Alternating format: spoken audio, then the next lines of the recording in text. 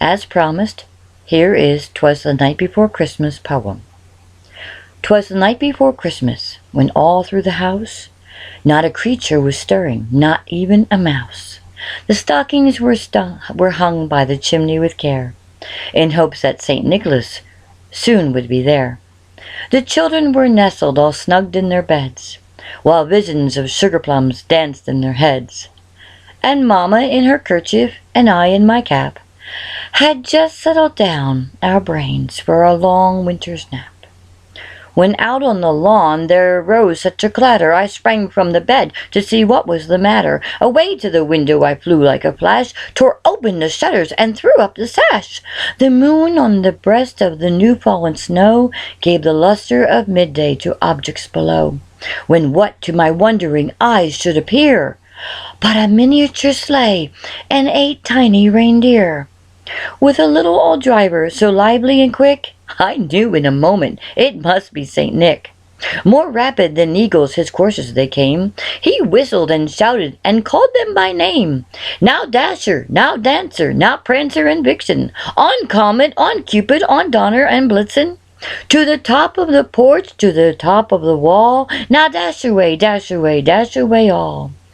As dry leaves that before the wild hurricane fly, when they meet with an obstacle, mount to the sky. So up to the housetop the coursers they flew, with a sleigh full of toys, and St. Nicholas too.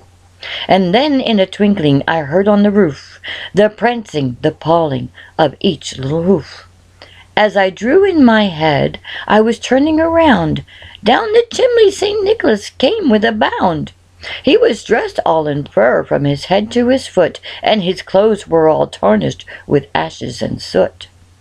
A bundle of toys he had flung on his back, and he looked like a peddler just opening his pack.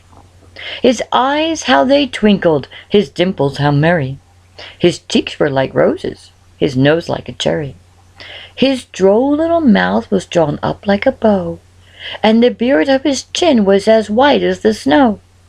The stump of a pipe he held tight in his teeth, and the smoke it encircled his head like a wreath.